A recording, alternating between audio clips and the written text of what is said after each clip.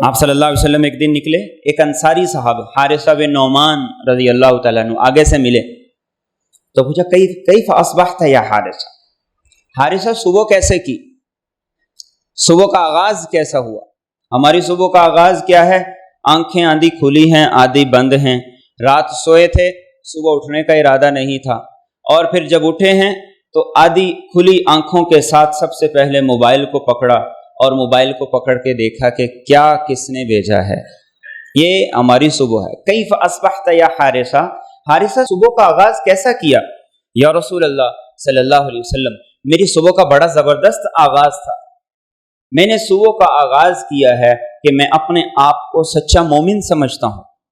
اچھا، سچا مومن سمجھتے ہو؟ ہر چیز کی ایک دلیل ہے، دعویٰ کیا ہے، دلیل پیش کو۔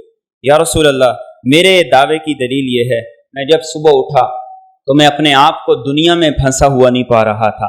جب میں صبح اٹھا تو میں نے یہ دیکھا کہ میں دنیا کی بجائے میں نے رات کو اللہ کے سامنے کھڑے ہو کے تہجد کے اندر گزاری، اور پھر میں نے آج دن کو روزہ رکھا، اور مجھے ایسا لگا جیسے صبح جب میں اٹھا ہوں مجھے ایسا لگا کہ میں اپنی قبر سے اٹھا ہوں، اللہ کا عرش میرے سامنے ہے، جنتی ایک دوسرے سے مل رہے ہیں، ملاقات کر رہے ہیں، خوش ہو رہے ہیں، جہنم والے ایک دوسرے پر چیخ چلا رہے ہیں اور آہو بکا کر رہے ہیں، ایک دوسرے کو دوش دے رہے ہیں، ایک دوسرے کو برا بلا کہہ رہے ہیں۔ تو آپ نے جب سنا تو آپ نے کہا ابصرت فالزم، ابصرت فالزم، بڑی بصیرت کی زندگی تم نے حاصل کی، اسے یاد رکھو، اس کو یاد رکھو، اسی حالت پر زندگی گزارنا۔ تھوڑے دن گزرے، اعلان ہوا یا خیل اللہ ارکبی، نکلو اللہ کے لیے، اللہ کے راستے میں جہاد کے لیے نکلو۔ تو سب سے پہلے حارثہ بن نعمان رضی اللہ تعالیٰ عنہ سوار ہوئے، سب سے پہلے شہید ہو۔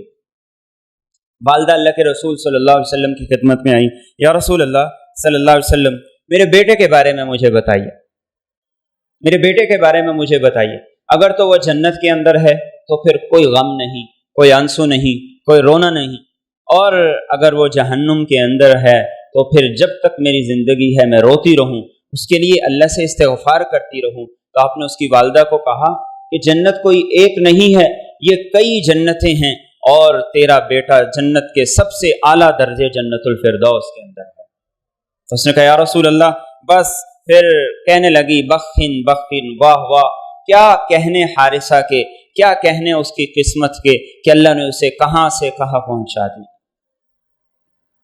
یہ صحابہ کی صبح ہوتی تھی کہ وہ اپنے سامنے اپنی موت کو، اللہ کے عرش کو، قیامت کے منظر کو وہ اپنے سامنے پاتے تھے۔